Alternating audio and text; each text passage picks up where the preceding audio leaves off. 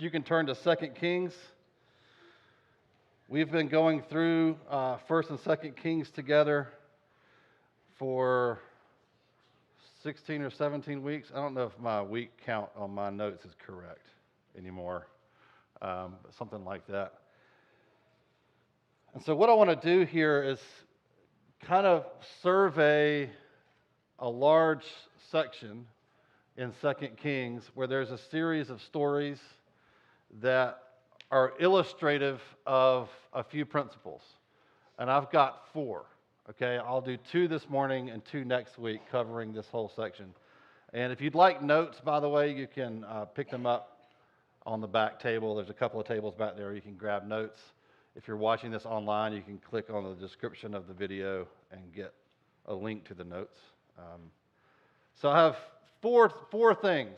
And if you've noticed in 2 Kings especially, the kings themselves sort of take a back seat to the prophets. It's a shift that happens, and there's a theme of God speaking to his people. He's being faithful to speak to his people over and over and over and over again, even though they themselves have been totally unfaithful. Just rebellious and unfaithful, and it's a display of the grace of God that he speaks to us at all. Like, he doesn't have to talk to you. He doesn't have to give you his word. He doesn't have to encourage you. He can be silent. He would be within his rights to be silent and not speak, especially when you read this story in the context of all that we've seen so far through these books. The unfaithfulness and rebellion and idolatry, like they're not even worshiping God at this point. And he's still sending his prophets repeatedly to them. And I see 4 types of responses to that word in this section, okay? And I think it's interesting that this kind of mirrors Jesus' parable of the soil and the sower, if you remember that story. It's a very similar idea. The 4 are: 1, obedience. That's a soft heart. The second would be rebellion, which is a stubborn heart. The third is impatience, which is a superficial heart. And 4 is cynicism, which is a skeptical heart. And we'll look at all the first 2 this morning, obedience and rebellion. And probably next week I'll give you another example of obedience, because I think you'll see this morning. It's really helpful to juxtapose the disobedience over next to the obedience and to see the 2 at the same time, right? So God, if you remember our enemy right now in the story, you have Israel, Judah, and they're constantly fighting against Syria. That enemy changes, and we add some a little later. But right now in the story, it's Syria, led by King Ben-Hadad. We've met him already a few weeks ago. He's back, or this might be one of his sons. We're not really sure. And this man named Naaman, who is the commander of the army of Syria. So keep in mind, this guy has led the armies that have been killing God's people, okay? He's supposed to be the bad guy in the story, and we'll see that flipped here at the beginning. So let's read 2 Kings 5, 1 through 5. It says, Naaman, commander of the army of the king of Syria, was a great man with his master and in high favor, because by him the Lord had given victory to Syria. He was a mighty man of valor, but he was a leper. Now the Syrians, on one of their raids, had carried off a little girl from the land of Israel, and she worked in the service of Naaman's wife. She said to her mistress, "Would that my Lord were with the prophet who is in Samaria. He would cure him of his leprosy." She's referring to Elisha. Verse 4, so Naaman went in and told his Lord, "Thus and so spoke the girl from the land of Israel." And the king of Syria said, "Go now, and I will send a letter to the king of Israel." So he went, taking with him 10 talents of silver, 6,000 shekels of gold, and 10 changes of clothing. It's an enormous amount of wealth. So a couple of things to note here. One is that Naaman is a man of valor, but for the wrong team. So when it describes him as a hero and a man of valor and a great warrior, right? He's describing all that valor is pointed against Israel. That valor has been used to kill Israelites. It's incredible that he's described that way by the author of Kings. Not only that, but he has leprosy. He is as unclean as you can get in the eyes of the Jews. He is untouchable, and he's wicked, and he's trying to kill us. And he apparently is quite good at it. He's not only good at killing himself, he's quite good at organizing other killers to kill people. This is Naaman. But there's this servant girl who is unnamed, which I think is significant, who has been captured, stolen from her home by Naaman and or his soldiers during a battle. Stolen, kidnapped, and made a slave in the household of Naaman, serving his wife. And she's there doing her thing, whatever unnamed slave girls do, who've been captured from conquered enemies. And she sees her lord, who is Naaman, suffering with leprosy, and she finally speaks up to her mistress, Naaman's wife, and says, you know, if only he were in Israel and could connect with Elisha, Elisha could cure him of his leprosy. And Naaman is so desperate that he gathers up a bunch of wealth because he figures, well, maybe I can pay my way through to get to Elisha. Now, these are people he's been trying to kill. For Naaman, these are the enemy. These are the people he's been organizing his army to destroy and steal. And now he's going with his hat in his hand or his shekels of silver in his hand, hoping he can buy his way. The other important note is right there in verse 1. It says, by him being Naaman, Yahweh had given victory to Syria. Does that bother you a little bit? God has changed teams.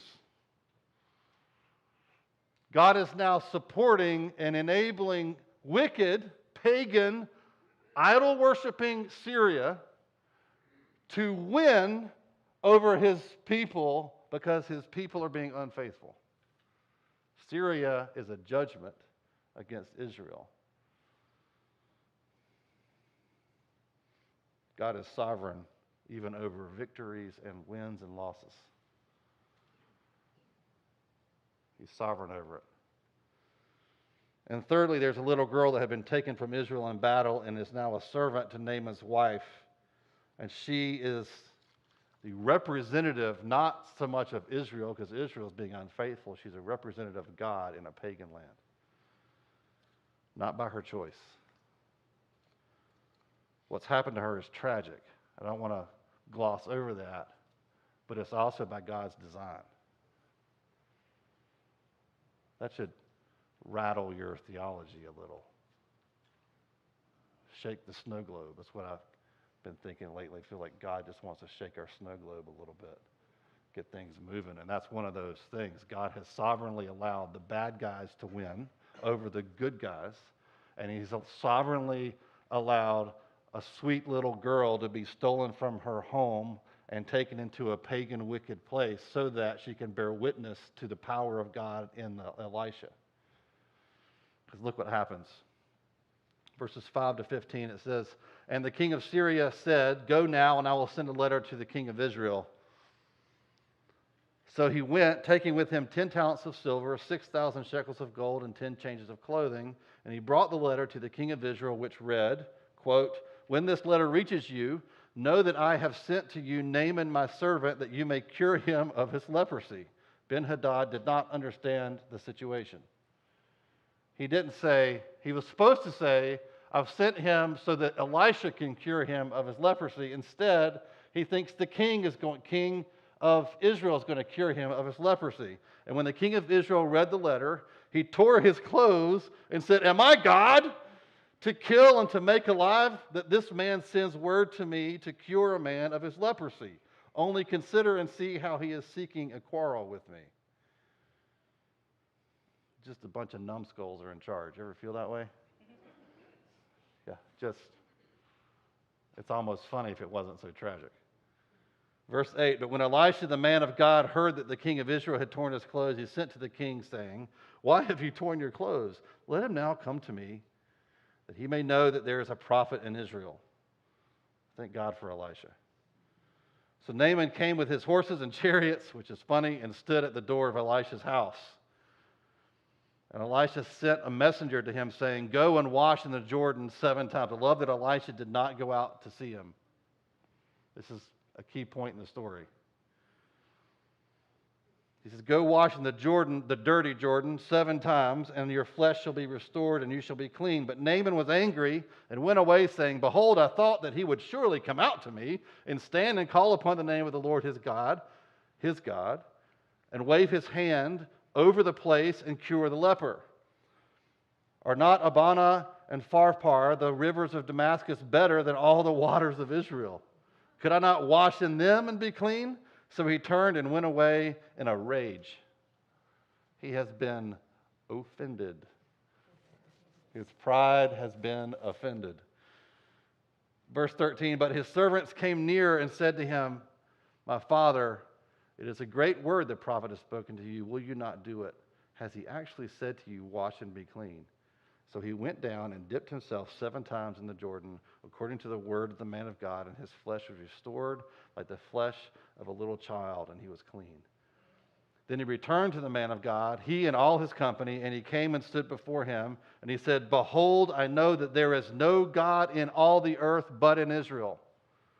So accept now a present from your servant. By the way, I'm not going to read all the next part, but Elisha rejects the gift, but his servant sneaks off after and takes a little for himself. And Elisha curses him. He says, the leprosy that came off of him will come onto you now. And the servant gets leprosy because of his greed. Verse 15 here is the clear confession of faith in God. He says, I know that there is no God in all the earth but in Israel. Naaman has become a Christian. He has now confessed there is all the gods we serve in Syria are not gods. There is only one God, and his name is Yahweh, and he's not here. He's in Israel. For some reason, he's still in Israel. You guys aren't worshiping him, but I will. The pagan commander of the armies of your enemy. Naaman is more soft-hearted towards God than any other king since the early years of Solomon. If you've been following along with us through this series, you've seen that to be true over and over and over again. The guy that was supposed to be the most soft-hearted towards God has been the hardest-hearted towards God. And here, God has to go to the Gentile enemies of Israel to find someone who is soft-hearted towards him. So then, as the story goes, Ben-Hadad, the king of Syria, Naaman's boss, is once again at war with Israel. But God kept telling Elisha that Ben-Hadad's plans and besting him at every turn. It's wonderful. Ben-Hadad somehow didn't get the memo that there's only one God and he's in Israel from his commander. And it's so bad that Ben-Hadad thought that he had a traitor in his court. Every time we move out and sneak out and try to do something and win a battle, they're way ahead of us because Elisha behind the scenes is going to his king saying, hey, God told me what Ben-Hadad is doing. You need to go here and do this and do that. And they win every time. And Ben-Hadad can't understand what's going on other than there must be a traitor. So he confronts his officers and they told him, no, this is Elisha. They have a prophet.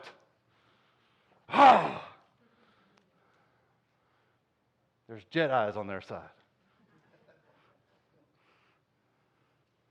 Ben-Hadad's answer was to send his soldiers with chariots at night to find and kill Elisha, which I think we have learned, at least at this point, is a bad idea. So they find him, they find out where he lives because he's not hiding, and this is what happens next. 2 Kings 6:15-24. When the servant of the man of God rose early in the morning and went out, behold, an army with horses and chariots was all around the city. And the servant said, Alas, my master, what shall we do? He said, Do not be afraid, for those who are with us are more than those who are with them. Then Elisha prayed and said, O Lord, please open his eyes that he may see. So the Lord opened the eyes of the young man, and he saw, and behold, the mountain was full of horses and chariots of fire all around Elisha. They were there the whole time. He just couldn't see it. And when the Syrians came down against him, Elisha prayed to the Lord and said, Please strike this people with blindness. So he struck them with blindness in accordance with the prayer of Elisha. And Elisha said to them, This is not the way. This is not the city. You're lost. You're confused. You're in the wrong place. He says, Follow me, and I will bring you to the man whom you seek. And he led them. He's a funny dude. I mean, he's messing with them. He led them to Samaria. As soon as they entered Samaria, Elisha said, O Lord, open the eyes of these men that they may see. So the Lord opened their eyes, and they saw, and behold, they were in the midst of Samaria. As soon as the king of Israel saw them, he said to Elisha, My father, shall I strike them down? Shall I strike them down? He answered, You shall not strike them down. Would you strike down those whom you have taken captive with your sword and with your bow? Set bread and water before them, that they may eat and drink and go to their master. So he prepared for them a great feast, and when they had eaten and drunk, he sent them away, and they went to their master, and the Syrians did not come again on raids into the land of Israel. Afterward, Ben-Hadad, king of Syria, mustered his entire army and went up and besieged Samaria. I think it's an amazing contrast. The stubbornness and the foolishness of Ben-Hadad in verse 24 is astounding. He has just witnessed yet again another prophet, not just defeating his armies with more armies, but defeating them with the power of God. Just praying. That's all he does here is pray, God, let my servant see how many actual warriors are out there. And what he sees is angelic chariots of fire and, all that. So now he sees that. He reverses that prayer on the bad guys and says, let them be blind. And then he tricks them into going into their camp, their city, and then sets them free. All he does is pray, just like Elijah. And Ben-Hadad still wants to lay siege to Israel. This is pure rebellion from a stubborn heart on the part of Ben-Hadad. He has been beaten miraculously at every turn by God through his prophet Elisha. Yet Ben-Hadad continues to stubbornly rebel against God. God has proven himself far more incredibly to Ben-Hadad than he did even to Naaman. Naaman's leprosy just went away. Rebellion is always about authority. A rebellious heart wants to be in charge of itself and does not want anyone to be in charge of them, and it's usually accompanied by foolishness. Rebellious people do foolish, silly things that people with soft hearts look at and go, why in the world are you doing that? You know how this is going to end. You know where this is going to go. You know what this is going to do to you, to your family, to your friends, to your life. You are surrounding yourself with dynamite and lighten the match. What are you doing? That's what rebellion does. It's a pure kind of deep stubbornness. Rebellion against God means that you do not want God to determine your identity, your desires, your opinions, or your decisions. Rebellion is the attempt to take the power of creation out of the Creator's hands and make yourself your own creator. Ben-Hadad just doesn't want God to be in charge. He wants what he wants, and he'll throw bodies at it all day long, so long as he doesn't have to submit to someone else. That's rebellion. Rebelling against God is something like trying to rebel against gravity. You're going to get hurt, and you will look pretty foolish on the way down. It's like jumping off of a cliff and shaking your fist at gravity on the way down. It's like we all knew this was going to happen. Don't we see this in kids, those of you who are parents, and your little ones, when they become defiant?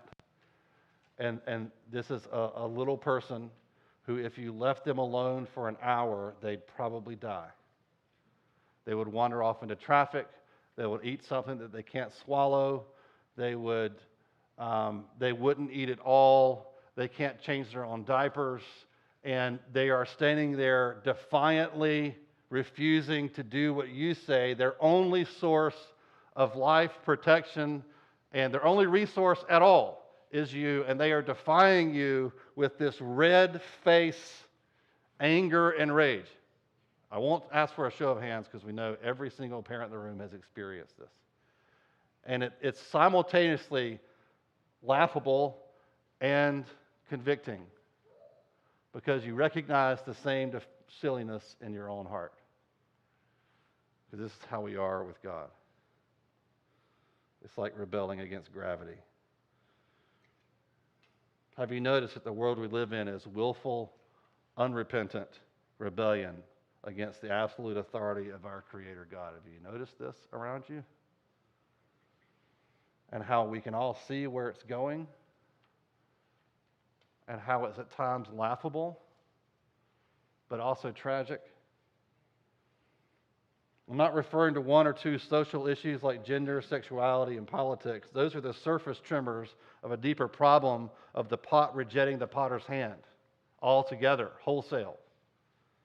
You do not define me, who I am, where I'm going, what I think, how I feel, what I'm about, what my identity is, what my purpose is, the meaning of my life is. God does not define, no one defines that for me. It's rebellion against everything. Every authority that exists in the world is now rebelled against. It doesn't matter where it comes from. I define me. I am my own creator. That is at the root of what we see. The world has jumped off a cliff and is cursing gravity as it plummets. Romans 1 tells us all about it. 18 verse 23. You can read the whole chapter. It says, I'll just give you a sample. Verse 18 says, for the wrath of God is revealed from heaven against all ungodliness and unrighteousness of men, who by their unrighteousness suppress the truth. For what can be known about God is plain to them, because God has shown it to them.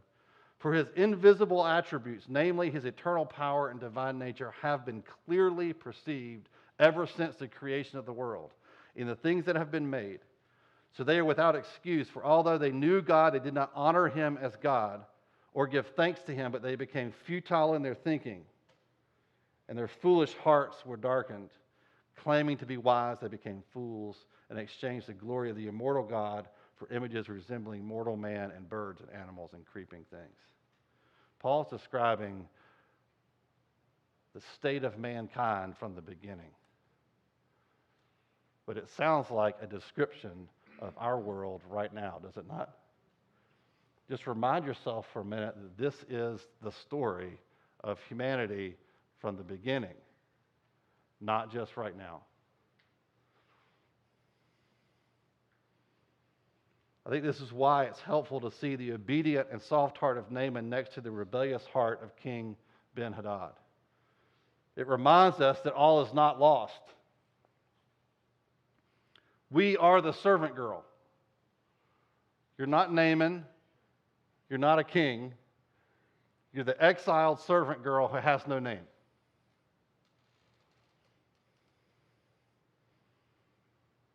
All we have is the knowledge that the man of God is what the world needs. And our only job is to serve and to bear witness. That's our only job. The servant girl could not heal the leper, and she knew it. It's part of why she had to speak up. If she could do it, she would have just said so. She just would have done it. She had to say, she had to speak up. I mean, how awkward would that have been? If only he could get to, the people you stole me from,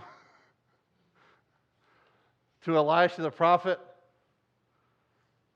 who in this story really is a stand-in for Jesus. all we have, in and of yourself, you have no power. The thing that makes your prayer powerful is not the words coming out of your mouth. The thing that makes your prayer powerful is who you're praying to, who's listening to your words. The thing that makes your faith move mountains is not the size of your faith, it's who your faith is in. That's why it only takes a mustard seed. That's Jesus' point. It's not that you have to get a mustard seed.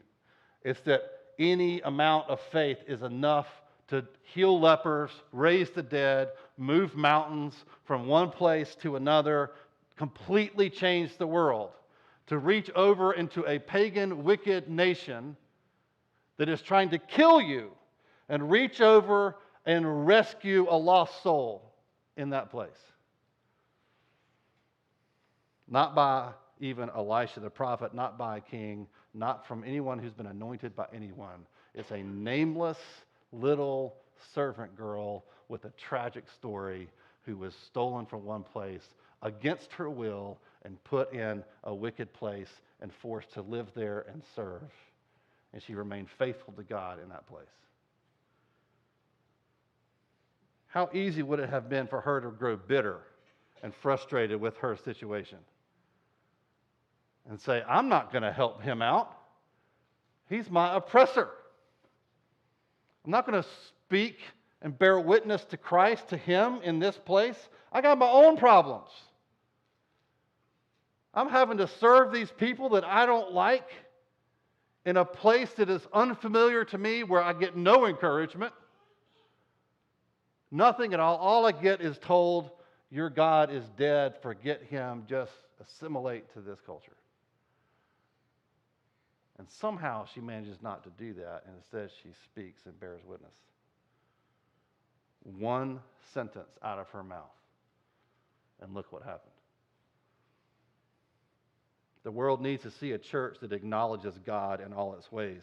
A church that does not join the world or curse the world or retreat from the world. Those are the three options that we often buy into.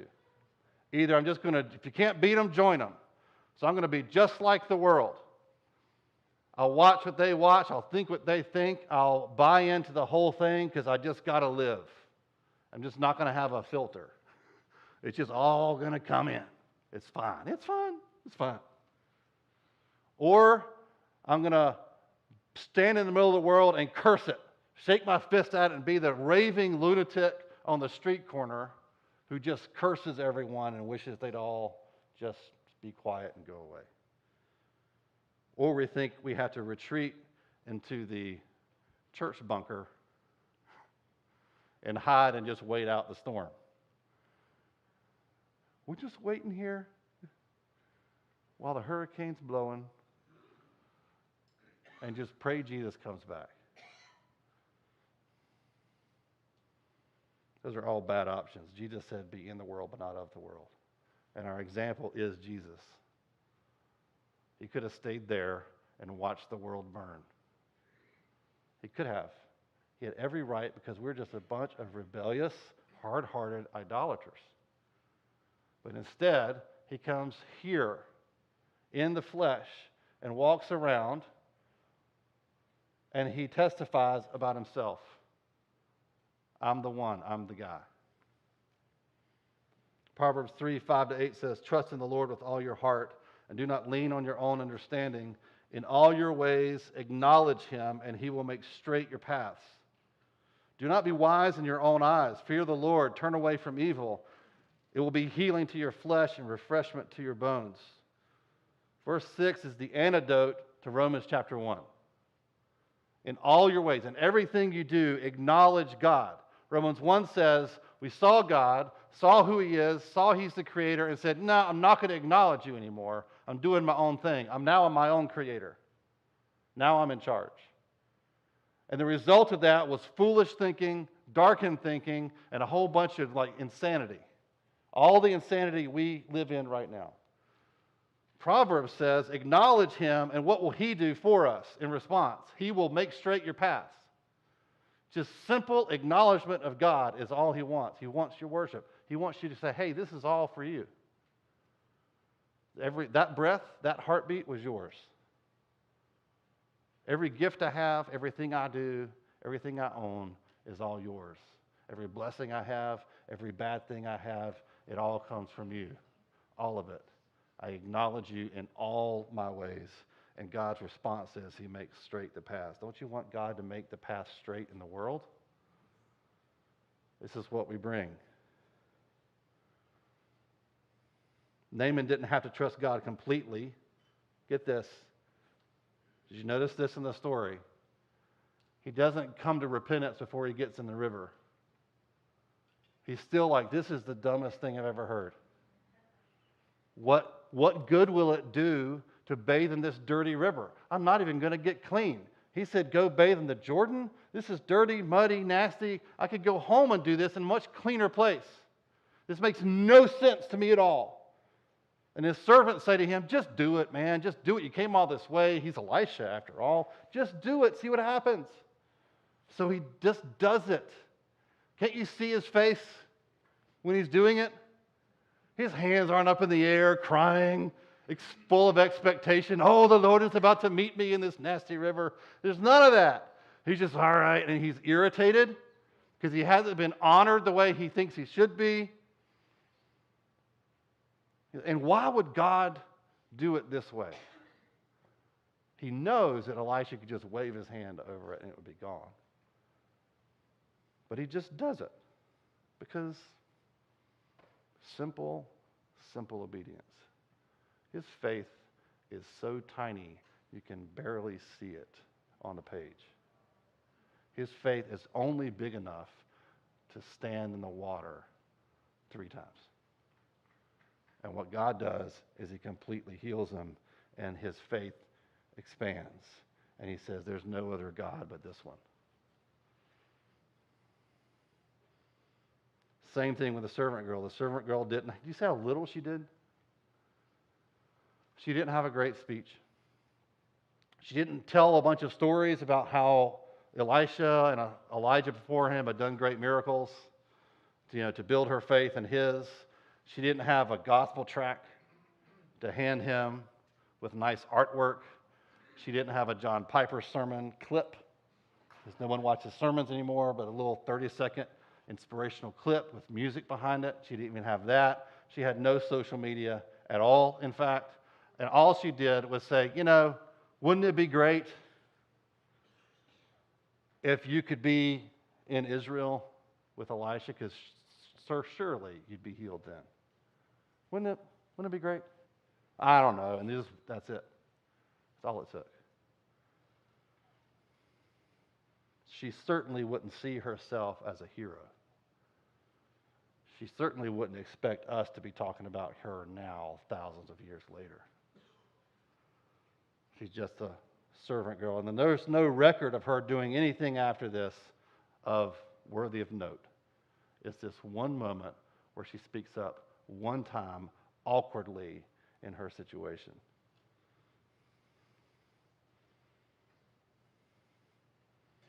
So I'd like to pray for, next week we'll get to the impatience and cynicism, which is equally convicting.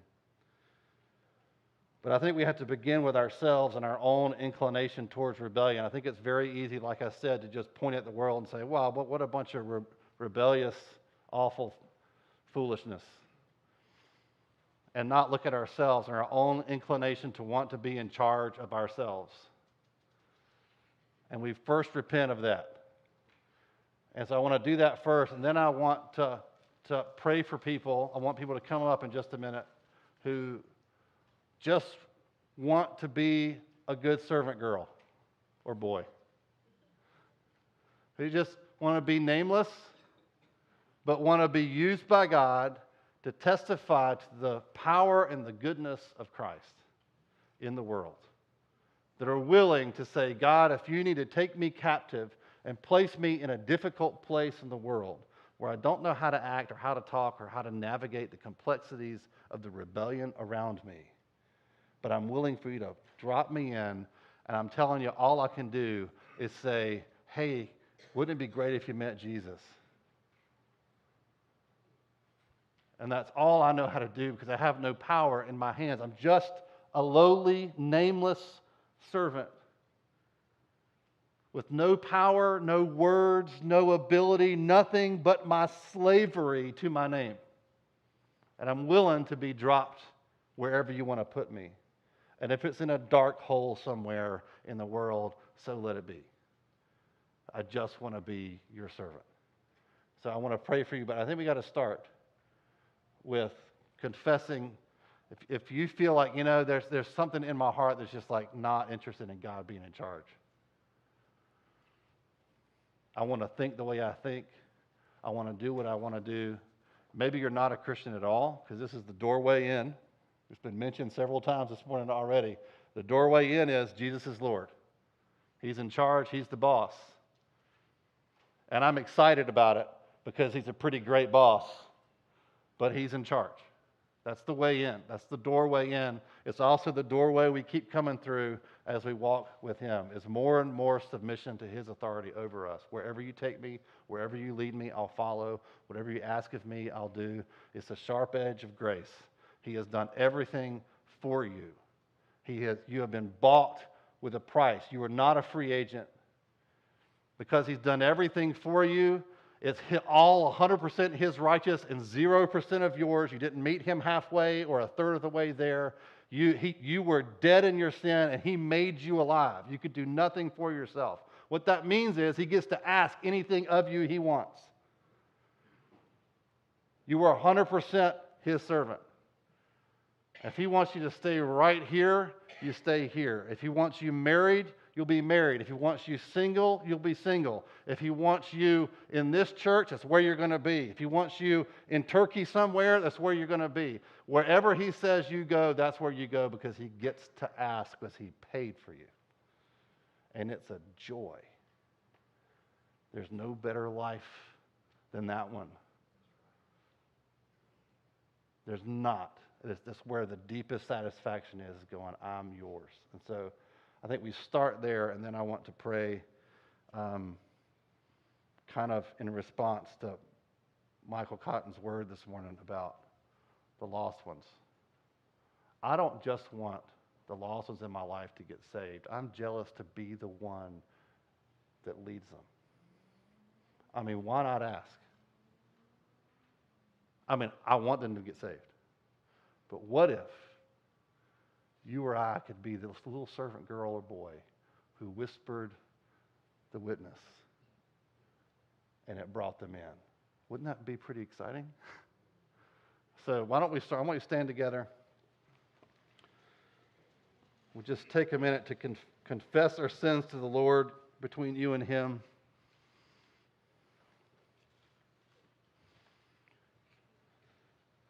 If as I've been talking, you have discovered some remnants of hard-hearted rebellion in your heart, an unwillingness to fully submit something or all of yourself to him, then just talk to him and I'll pray for you. Lord, we confess that it seems like over and over we have to make these decisions. Over time, we feel as though we gain some control over our life, and quite often you come along and tap on our shoulder and say, who's in charge here? Sometimes it's in the little small decisions, sometimes it's in the big ones, but God, all we know is we don't want to be in charge, we want you to be. Because you're more good than us, you're more holy than us, you're more wise than us, you're more loving than we could ever be, you're more gracious than we could ever be. You being in charge is the best way, and you deserve our submission to you. So God, I ask you to come in once again, and would you pinpoint things maybe where we're not going the way you want us to go, not wanting to put the things that are really important to us at your feet. Maybe it's our kids. Maybe it's our livelihood. Maybe it's some way of thinking that we don't want to let go of. Whatever it is, God, I just ask you to, would you come and take authority over that? We acknowledge you this morning as a church. We acknowledge you in all of our ways. Would you come and make straight our paths? Lord, forgive us.